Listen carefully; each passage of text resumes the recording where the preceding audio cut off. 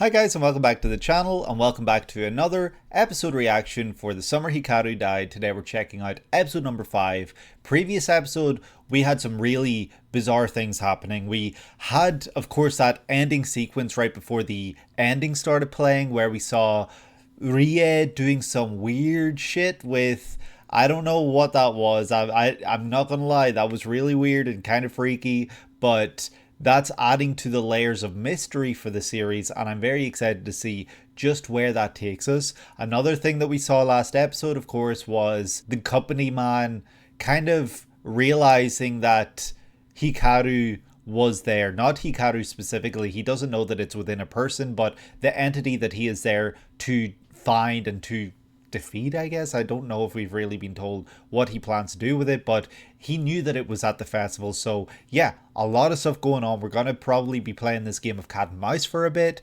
until eventually there's maybe a showdown, a face off down the line. I don't know if it'll be within season 1, maybe season 2, maybe way further down the line.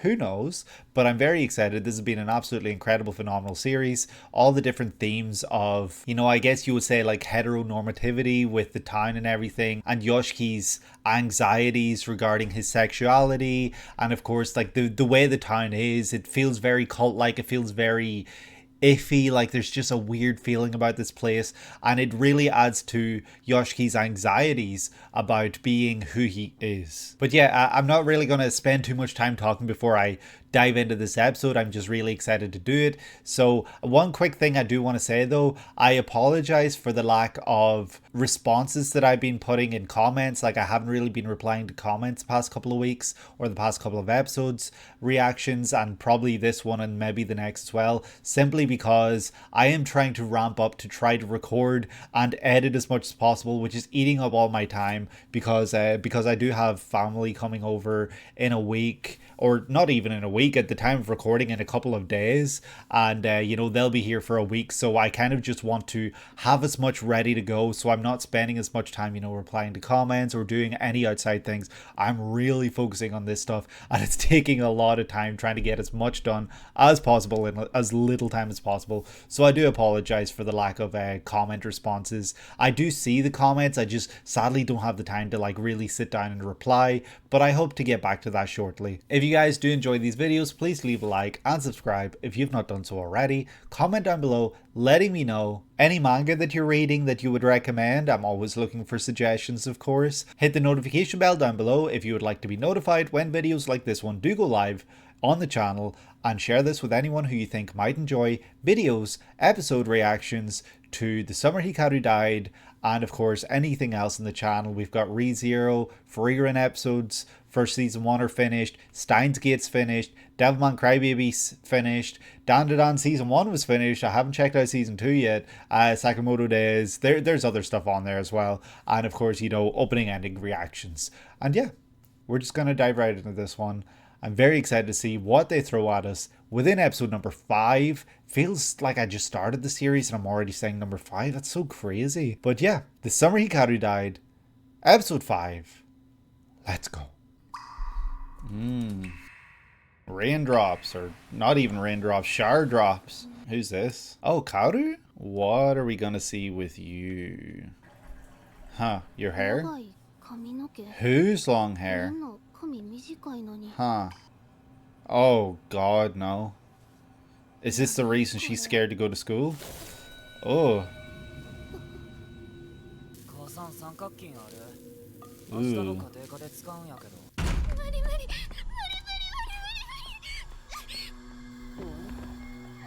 Jeez, I'd be terrified too. What the hell? Is there just hair flying around? Jeez. Oh my god, look at that. Little wonder this poor girl doesn't go to school. She's terrified. I wonder if this is like the scene that we just saw was kind of prior to episode 1, or maybe not. If it isn't prior to episode 1, then yeah, I'm curious then, because it seems like that would be the reason she isn't going to school. But if that's after episode 1, then there's another reason. This is just adding to that. Almost like something is feeding off of whatever it is she feels.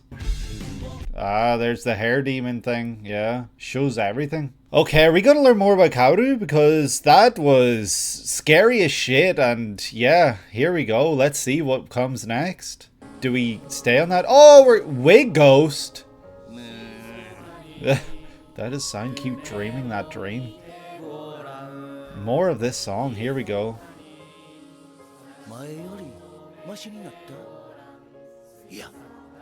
Still the same. Yo, I love fried chicken too. Oh god, yeah. He's still got the hand mark on him. That's how hard he was grabbed. Oh, the smile. Bit of normality.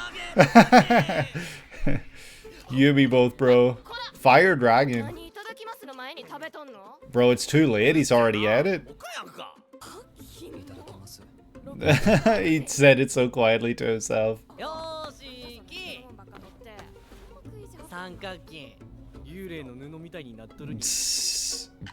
Oh my god.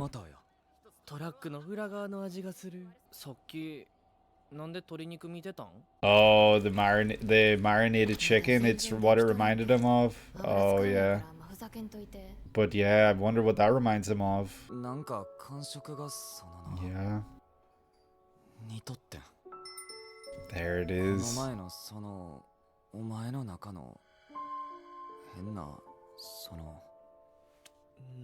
He blushed. Oh.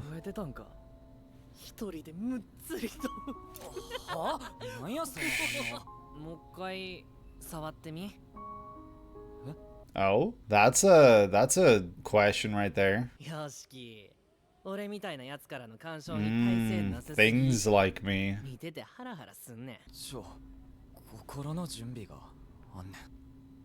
Damn. Topless in the classroom. Yeah.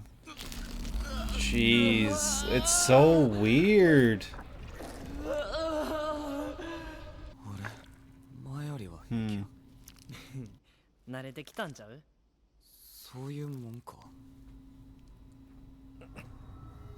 Oh, he's getting evil thoughts.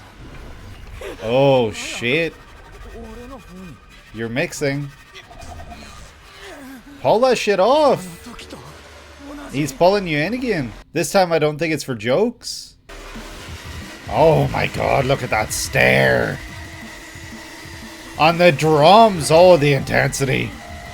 Holy shit. Oh. That thing was about to start eating. The way he like turned into like a brain, is that what it was heading towards? His brain? To latch onto it, kind of parasitic? He was not just touching back a little. That was not you, Hikaru. That was it. Your dead stare in the open mouth? That was weird.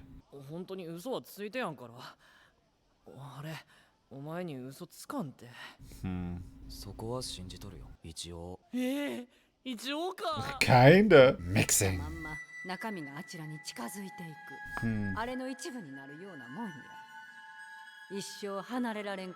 Ooh. There's the hand still. Wait, really?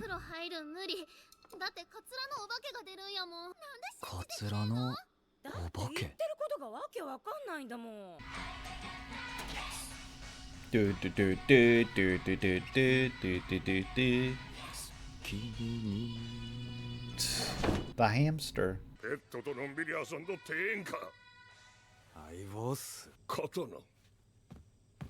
We've seen that sword since like episode 1 or 2. Who said it had to?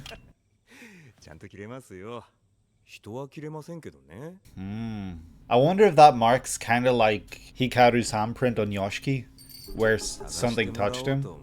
Let this one do the searching, and it's a bell? Oh shit. Whoa, is that like a Chigawa or whatever it's called?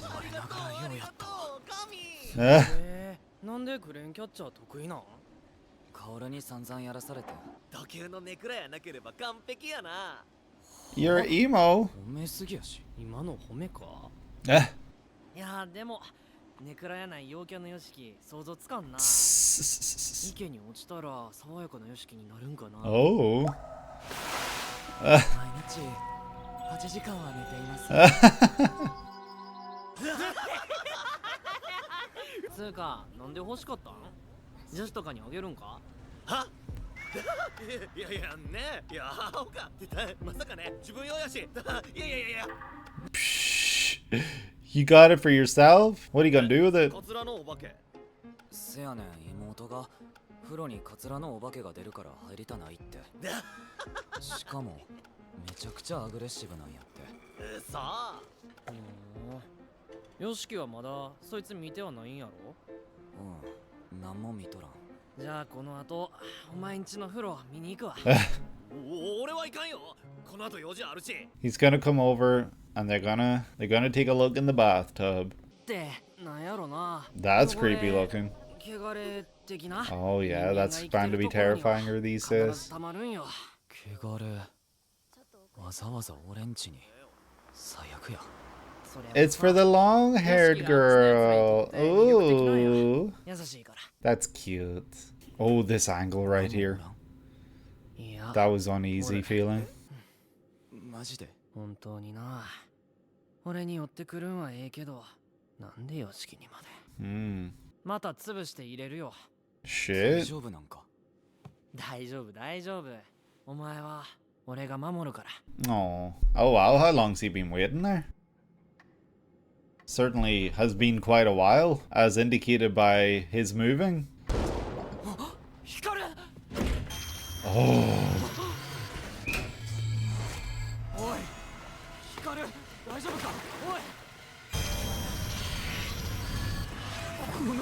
Oh my god. What was that feeling? Oh my god, it's sucking him in. It's the hair monster, the wig ghost. Jeez. Pulling him down. Oh, wow. It's making you hallucinate? Is it going to show you something to kind of make you snap out of your reality? What?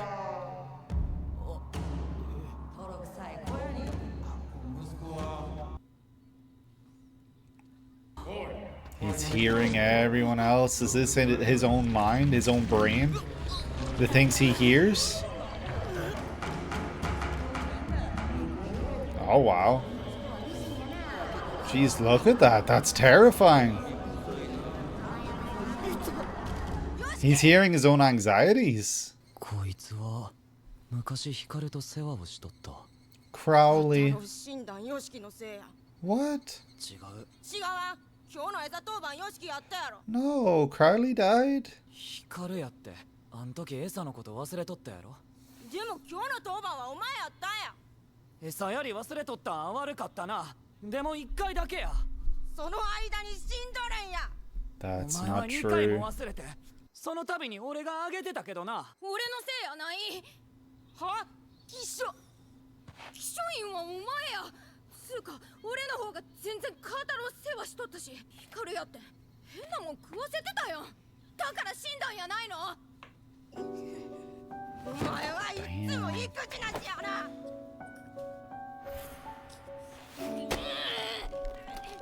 Is this the first and only time they fought for real? Oh my god. It's making them fight again. Jeez, look at that thing. Bro.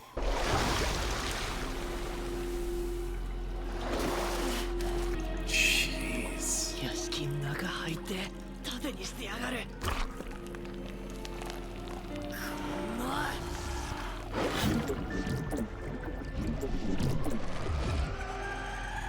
Whoa! Like a bullet just went through his brain.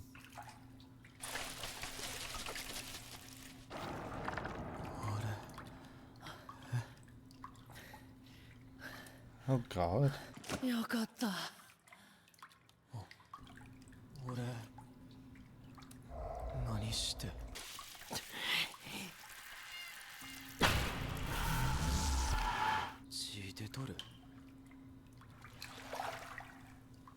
That lighting was beautiful in the room once it all ended. お前ああいうのの干渉弱いんやっていやそもそも俺が一回逃がしたの Hikaru taking the blame for something. We just saw that's something he would have done. 頭から離れん俺はいつかまたこいつを手にかける He's already dead. You're not killing Hikaru? 守るって言ったそばからこんなんで泣きそうやなんでかなとっさに動いてしまうから Just spring into action. That he did. カエルでも捕まえに行くかいやや田舎草 Hellbilly. 田舎嫌いやなただ俺の居場所やないって思うだけ Yeah. お前は何でもかんでも楽しいんやろハンバーグヒカルくん Hamburg steak. Here we go. 食べたいヒカルむっちゃ食うからな。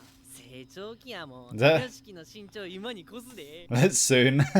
あの化け物がカオルや母さんに襲いかかっとったら Yeah. You're attracting these things now because of なあ your closeness to よしじゃあもう Hikaru. ええやろよしきの分食うて How did everyone get inside so quick? まだまだ育つわ Eh. 成長痛で毎晩足がミシミシいっとるからな Oh shit. 怖っ植物かよこいつは光やないし人間ですらないけどきっとこのままいけば人として暮らしていける可能性やって楽しみやなハンバーグ Maybe normal for him, but it'll never be normal for you, will it, Yoshiki? I'm just saying you can see the hand mark on Yoshiki there. So I wonder when that would take place. An owl? Was that like a cat or something? What? A tiny shrine. He's destroying the shrine. まだこの下にいるみてえだな Oh shit, what are you doing?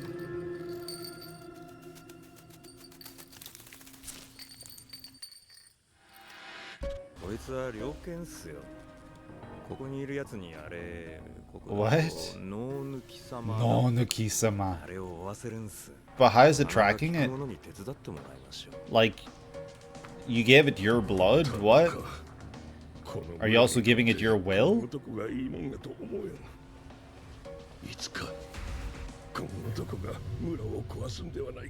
Damn, let's hope he does, because this place sucks.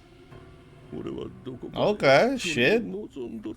Didn't think you were like that. Maybe you're kind of cool, actually, after all.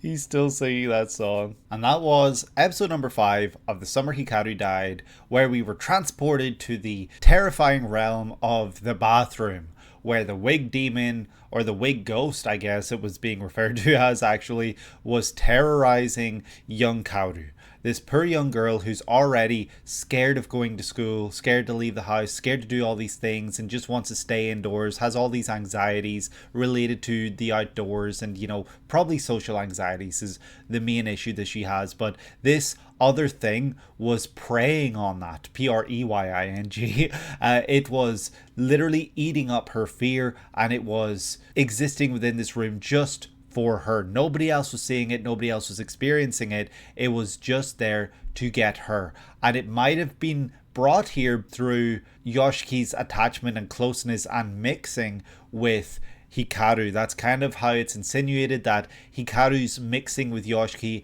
is what is bringing forth these things. So that's why we're seeing all this weird shit happening now. And that's especially why this thing was within Yoshiki's house. And even stranger, it wasn't even targeting Yoshiki this time, it was targeting his younger sister. So that's making me really wonder, because I initially thought that all these things were targeting Yoshiki because of the prophecy or whatever of Uniki, where it's like the person that you're closest to or the person you care about the most will be targeted unless you marry them, you know, with Hikaru's family. So I thought that that's why things were targeting Yoshiki, because we know Hikaru's last thoughts were for this thing that was attaching itself to Hikaru to stay by Yoshiki's side so that he would not be alone. His last thoughts were of Yoshiki. So that seemed to me a kind of clear indicator that Yoshiki was the most important person in his life. So that's why I thought these things were targeting him now that he's dead, now that Hikaru's dead.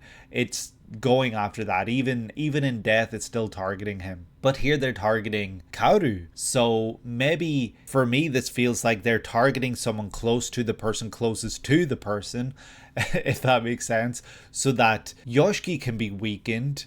If something was to happen to Kaoru, Yoshiki himself would be weakened and vulnerable and wide open to, something happening to him, which would then affect Hikaru. I don't know if that makes sense, but there's a thought there. Putting it into words isn't as easy as I was kind of hoping it would be. So obviously, we're learning that this stuff that's happening within this town, it's not just Yoshiki and Hikaru related, and that was kind of made obvious to us last episode as well.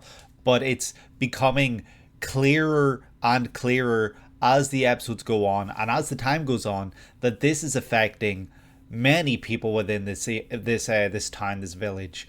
And Kaoru, I was not expecting to be wrapped up in any of this because she is just a sweet, poor child. Like, she is so innocent and so uninvolved and not part of any of this. She's dealing with her own struggles, and we haven't really been given exact answers as to what those struggles are, but, we can pick up on context clues, and, context clues being that, she probably has social anxieties. And one of the big reasons that I'm thinking that is her behaviors in the previous episode. One thing I can think of, there's probably better examples, but one thing I can think of is that Yoshiki had to remind her to thank the guy who gave them free food back when they were at the festival last episode. And so now that we're seeing that she is being targeted by this other thing, this wig ghost, it's making me think that this series is one that is taking, this is going to be difficult to put into words, but it's taking things that someone already feels, like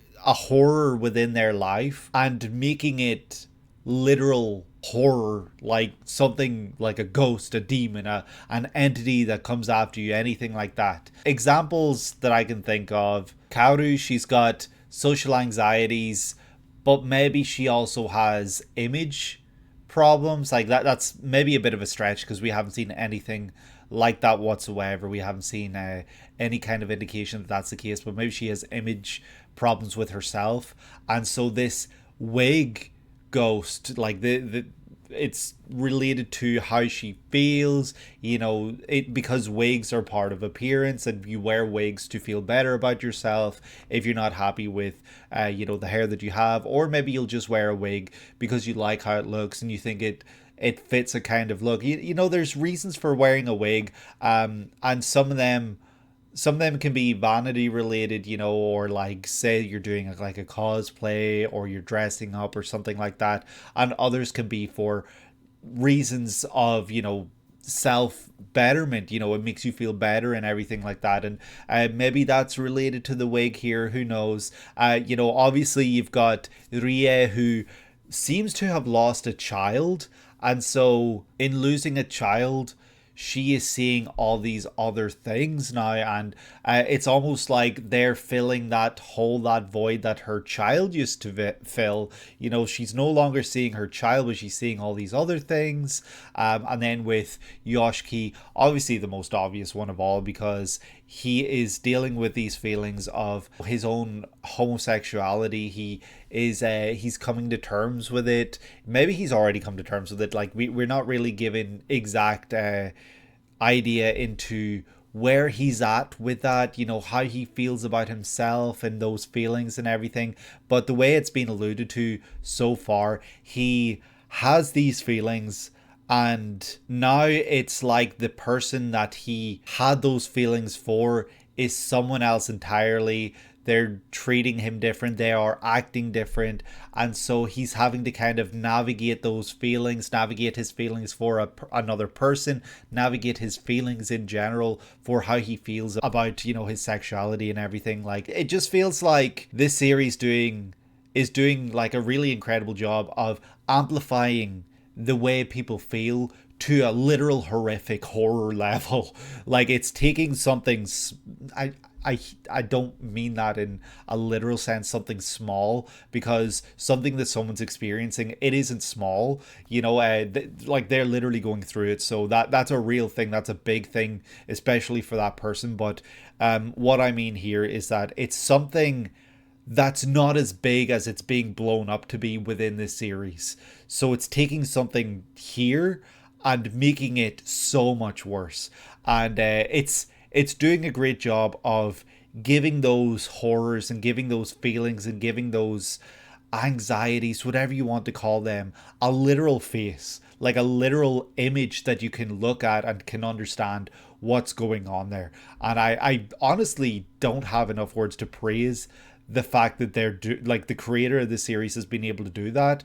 It took me a little bit, I guess, to kind of connect those pieces and connect that that's maybe what's happening. If that isn't what's happening, cool, I'm completely wrong here. But then, you know, you would wonder, well, what was with the entity within the forest that they saw with the this swinging neck? And all I can think of is that it looked like someone, you know, the swinging neck kind of reminds you of someone hanging, and the fact that it was the short-haired guy that was kind of scared to look up. I wonder if, like, this is really batshit like theory. Like, I don't know anything about this guy, and I'm kind of going to throw out like a really random theory out there, but it almost seems like he walked in on maybe a family member who was, you know, sadly hanging.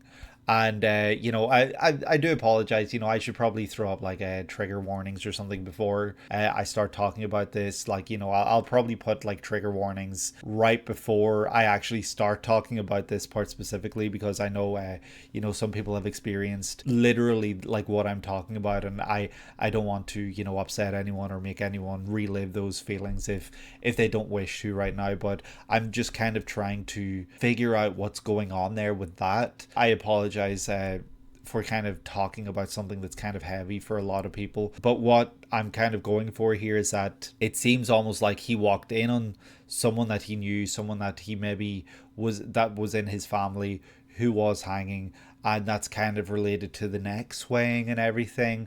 And the fact that he didn't want to look up can kind of tell you that that's something that stays with him, or he was told not to look up, maybe, and he didn't actually see it, but he knew what it was. Like, couple of ideas there, but I hope that's not the case, because that would be terrible, and I really don't want that to be the case for this poor character, because, yeah, granted, I still don't know really much about him, so what I'm saying could be complete bullshit and dumb and random and not relevant whatsoever, but I'm just throwing out some ideas here. Yeah, I guess trigger warnings are done. If anyone's coming back, I hopefully put a timestamp in the video for the trigger warning section. We're still at the very beginning of the episode, which is crazy. Kaoru is terrified of going back into that bathroom. She will not go take a bath or anything like that, and she's just scared. And I don't know what it's really like, because I've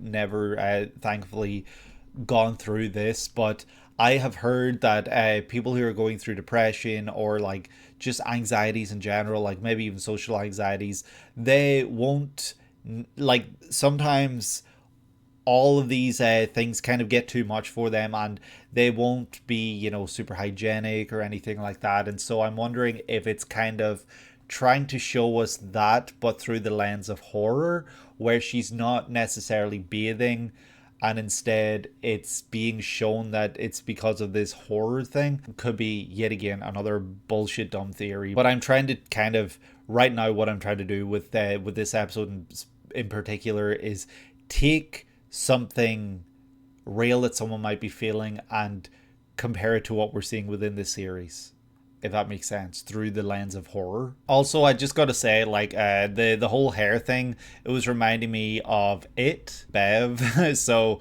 yeah, I'm pretty sure there's other stuff that there's been like hair like that from, maybe House, that I just recently watched, actually, I'm just thinking. But yeah, also maybe even Ring. I have not seen the original Japanese version of Ring, you know, the original movie, which the the Naomi Watts American remake was obviously adapted from or remade up from. Let me know down below if anyone has a preference for which is better, because yeah, obviously I just said I've never seen the Japanese one, so I'd be curious to actually check that out maybe down the line, because I did really enjoy the first Ring film. The second one not so much, and I never watched Rings because it just looked stupid, and it kind of from what I saw from a trailer or something, it looked like it defeated the whole point of the movie. We then go back to hear them singing yet again without a sound, keep dreaming that dream. So then we get to the scene where they're making fried chicken, and this short-haired guy loves fried chicken.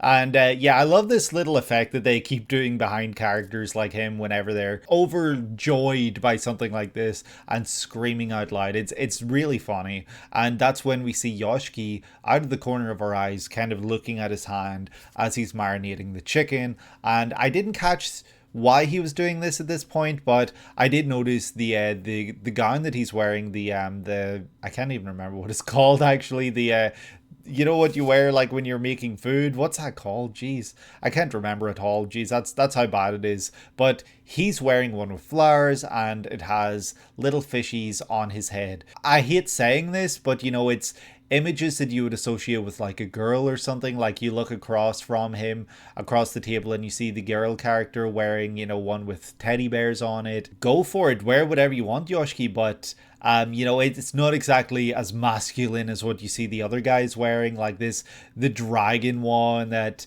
short-haired guy wears and that Hikaru wears. You know, Yoshiki is a lot more carefree, less worried about this masculine image or presenting this like badass kind of look or anything like that, you know. Something else I notice here as well is that Yoshiki, you can really see how pale he is here when he's next to this other character. Something I thought was very cute is that we see the long-haired girl arguing with the short-haired guy, and it's really funny to me because in this scene I was like, wow, they act like they're in a relationship there, or they act like a couple or something, but I just thought that they were friends. I didn't think anything more of it, but obviously by the end of this episode we see that maybe they're a little more than that, or they're meeting up because they like each other, or maybe there's something going on, there's something developing. It's funny because it all starts over like, you should give praise for the food, give thanks for the food before you start eating it, but this guy, he doesn't think like that. He just starts eating it anyway, and he doesn't really care for the formalities or the manners. I don't know what way you'd really say that, but Yoshiki is over here silently giving thanks for the food. Like, he doesn't make a big scene about it, he just does it quietly while the other two argue. And yes, this is where Yoshiki shares that he was thinking about something else while he was marinating the chicken. Hikaru gets embarrassed by this and starts to blush and is like, oh, I didn't know you were thinking about that, and you know, oh, like you're thinking about me like that. And yeah, then he's like, hey, we can do that again later if you want. Which, yeah, I didn't think we would see another scene like that, if I'm being perfectly honest. And then we get a really interesting and insightful line here that even Hikaru speaks and utters out here, where he says, you're really bad at resisting things, especially when it comes to me. And yeah, that's true, because here he is doing the thing that he really didn't like by the end of it last time round, where he's putting his hand back into Hikaru. And yes, this is a closeness, this is a him feeling him and everything like that. So there is that idea of like some sexual undertone, which I think I talked about back in episode 2, I believe it was. You know, there are these like sexual undertones with this act. It seems that Yoshiki has been thinking about this and that he wants to do it, and so he goes to do it again. He says he needs to psych himself up in order to do it, but that he will do it. And you can see that the hand mark is still on his arm, which is very surprising. I didn't think it would be. And so he shoves his hand back inside Hikaru and is surprised that it's starting to feel less weird. And Hikaru even comments like, oh, are you getting used to it? And yeah, he must be getting used to it, right? But that's when Hikaru starts to scare us as the viewer, and Yoshiki as well. We start to see that Yoshiki is feeling this thing latching onto him, attaching itself to Yoshiki here, and he's scared, he's worried, he's saying that this feels exactly like what happened the last time, and that he's scared that this is going to take him over and everything. And Hikaru is just staring dead ahead, wide eyes open, red in his eyes, and his mouth hanging open like he's waiting for a meal. He is ravenous, he is hungry, and he is trying to feast here. He is about to start eating, but Yoshiki, struggling as much as he is, ends up screaming out to stop, and he stops. And that makes us start to worry for what could come in the future. I mean, it makes me worry anyway, because I'm not sure we can trust Hikaru around him, especially with all this mixing nonsense going on. It feels like things are getting worse. And that's then when we follow that immediately up with Yoshiki asking himself whether this mark on his arm is getting worse. His understanding of what mixing is came from Rie, and Rie explained that this was something that happens when you spend too much time around someone like that, and they start to kind of bleed into your life, and you start to see all those other things happening within your life a lot more. And so what happened with Rie that allowed that to happen? Was it her dead husband? And so Kaoru shares her whole experiences with the wig ghost, and that clues Yoshiki into what is happening then. The company guy, then we get to see him singing his usual song, playing with his little hamster, and the guys burst in like, hey, are you gonna do something, blah blah blah blah blah, all this here dumb shit, right? And you know, he's questioned about his shoddy sword, which can cut other things just fine, not humans though. And then he says that he's gonna have to go get some help, and he pulls out this bell. So whatever this bell will bring about, it's going to be a lot of help to them, which is kind of alluded to right at the end after the post-credits scene. Yoshiki wins from a crane game, and he's really good at these crane games, and he explains that the reason he's so good is because he had to learn to get better for his little sister, which is really sweet. It shows just how much he cares about her and what he'll do for her. And the short-haired guy won this thing, and he didn't win it for a girl or anything. He says he got it for himself, which makes the boys laugh and wonder what is going on here, because they know something's up. Turns out it's for the other girl, of course. We learn that later. And so Yoshiki shares with the boys the whole situation at home with the wig ghost, and Hikaru says, alright, I'll come around later and we'll sort this thing out. And the other guy's like, I'm not coming around, I got plans later. These stains, these impurities are showing up because Yoshiki is nice, is Hikaru's working theory. So Hikaru shows up and he's going to go take care of this thing by himself. He's going to go into the bathroom and eat this wig ghost so that it will no longer be terrorizing poor little Kaoru. And so he goes in to do that himself, and we see a shot, like a scene almost of Yoshiki on the outside just pacing around, and we get to understand that a lot of time has passed because we're seeing the passage of time through him in different positions and pacing around and being, you know, kind of uncomfortable and just standing there. But that's when we hear a loud noise, and when Yoshiki goes to approach the door, he gets this flash, he gets this sense that everything is not okay. The flash reminds us of when he had his hand inside Yoshiki a little while ago and it was latching on to him. I think we were seeing flashes like that. And so with this passage of time, obviously then Yoshiki does go in and he sees that Hikaru is in the water, and he approaches Hikaru and gets sucked in essentially, which is crazy because this is a shallow bath. Like, it's not deep, but the way that this is being presented, it's like the deepest depth. There's no bottom to this this water whatsoever, and they are both drowning in it. They are both diving deep, and they are both being completely sucked in by this thing. And that's then when we start to get some real horror imagery, with Yoshiki starting to see these structures that resemble like towers of like brain matter. I don't know if that makes sense. And then they start to morph and meld into one brain. So it's Yoshiki standing within his brain and hearing all these things, and then all these towers start to kind of come together to make a single brain, a single entity, a single thing. And we hear all these thoughts that Yoshiki hears, all these things that he's heard other people say, his own feelings, what he feels, his insecurities. And interestingly though, nobody talks about his sexuality here, just his appearance, his family, his sister, everything like that. So that's making me think it's maybe less about what he thinks people think, but more so what he has heard people say. And the imagery as well with the faces in the brain just kind of like melding together. That was pretty scary. That was horrific. And yeah, that's some real horror shit right there. And that's then when he's hearing all of this and seeing all of this, he starts to remember a time where he and Hikaru actually fought over something. And it's this is a scene I'm not really sure how to interpret, because it was a shared responsibility they both had. It shows that Yoshiki was putting in more effort, but that it's a team effort. It requires more than just one person to see this thing survive, see this thing come through. But in reality, like, the fact that these two are fighting over who fed it, who didn't feed it, the fact that this bird died, it doesn't necessarily make it either their fault. If it was injured, it could have simply died of its own injuries and its own natural causes, you know? It doesn't necessarily mean either of them are responsible, but they're fighting over it anyway. They're fighting over who's responsible for the death of this thing. And they're both very clearly upset about this. And that's not just because they're children here. But yeah, please, down below, let me know how you interpreted this scene, because this is one that I'm not really able to wrap my head around and come up with any answers as to what this means. I might be able to like tomorrow or something when I think about it a bit more, but right now I've got nothing, sadly. So yeah, I might just swiftly move on from this scene already, because I'd just be lingering. I really don't know. Another thing to point out here is that maybe it's more so the idea of keeping this thing alive, because you see that after a bit Hikaru drops the bird and it falls out, and you know, the whole point is that they cared about this thing, and so he suddenly stops caring and drops it. That doesn't seem very caring to me. It just seems like it's the idea of something more than the actual thing.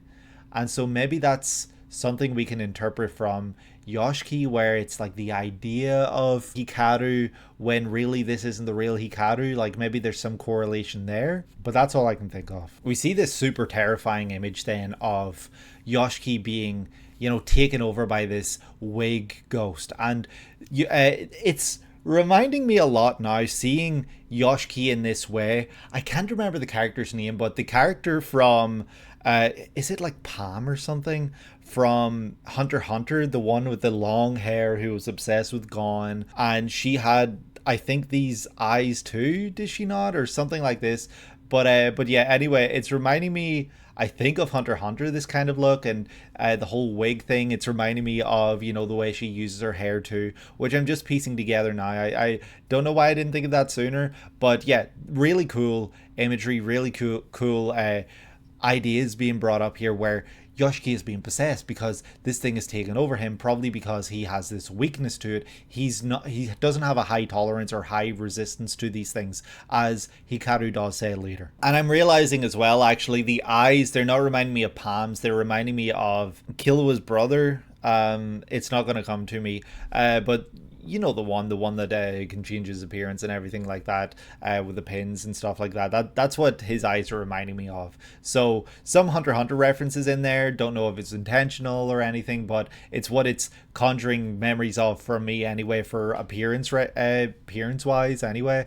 But yeah, this is a terrifying scene, because this time it's Hikaru who is like the normal one. When we see Hikaru fighting off Yoshiki, he doesn't have the red in his eyes, he's just got his normal eyes, and he's holding back Yoshiki because Yoshiki's the one possessed here. So it's almost like the roles have flipped, they've reversed here, which is kind of crazy. And Hikaru has to pull Yoshiki out of this, and Yoshiki is biting down on Hikaru's arm here like a wild rabid animal. He scratched him up and everything, and Hikaru's fighting back, and he's able then to send like a blast through his brain and send this thing out. So he's able to get it out of his body anyway. But it was really, really interestingly done here, where we got to see a complete role reversal, and we get to see what it would have been like if Hikaru wasn't like a normal person and he was just completely taken over by this thing, obviously through Yoshiki this time. The imagery and the way that they did the you know, Hikaru kind of getting this thing out of Yoshiki was really, really cool, because we saw his eyes start to glow red again.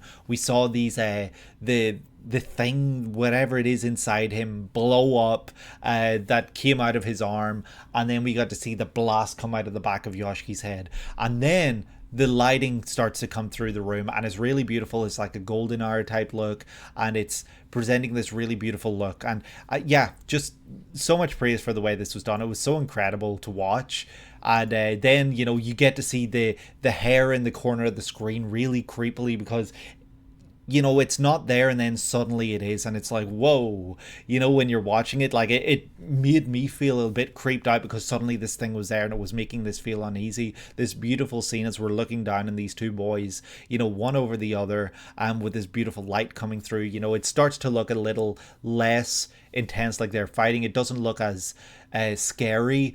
And then we see this thing in the corner to remind us that things aren't quite great here. Yoshiki snaps out of it and he's like, what did I do? What happened? And he sees the bite mark and he starts to worry, and Hikaru just simply is grateful that Yoshiki's okay. Like that's all Hikaru cares about here, and that's kind of all he's talking about. He's just glad that Yoshiki's okay and that he got out of this. And then we see like from a different perspective where Yoshiki maybe can't see this, he is glaring at this wig ghost and he basically consumes it, I guess, in this scene. And so then we get some really sweet scenes right after where, you know, they're both glad that they're each okay, and when they're drying their clothes and everything, they're sitting on the edge, and Hikaru's upset that he wasn't able to protect Yoshiki. He said he would protect Yoshiki, and this happened, and he's glad that he was here to stop it happening, because if it happened when he wasn't here, then things could have gone bad. And interestingly enough, it's Yoshiki who worries about potentially killing Hikaru one day. Hikaru's dead for one, but yeah, why would he think that? Is it because his resistance to these things is very low, so he's scared that something's going to take him over and kill Hikaru? And then we get a bit of a repeat of a scene that we saw last episode, I think, or maybe it was 2 episodes ago, where Yoshiki says he doesn't belong here, he doesn't belong in the stakes, and he wants to leave. And this time Hikaru does not fight him on it, which is interesting because the real Hikaru did. The real Hikaru was like, hey, well, anytime you think about wanting to leave, come over to my place. That didn't happen here. And so then we get a really, really interesting looking scene here where Yoshiki's mother and sister come back from the store. They're going to make hamburg steaks, and we see Hikaru talking to both of them off to the side, and then we see Yoshiki lost in thought, and then the lights behind him turn on and everyone's inside. We don't see them enter, and so that shows us just how deep in thought he is about all this. And this is while he's thinking about what if this monster had attacked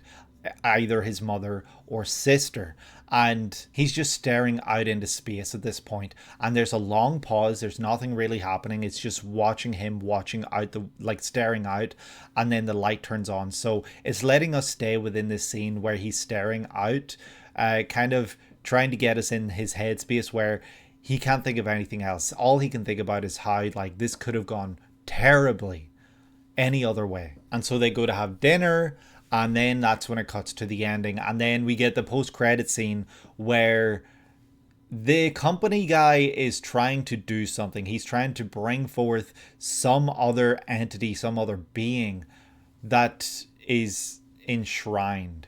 So he destroyed the shrine and he's calling it forth with his blood and a bell.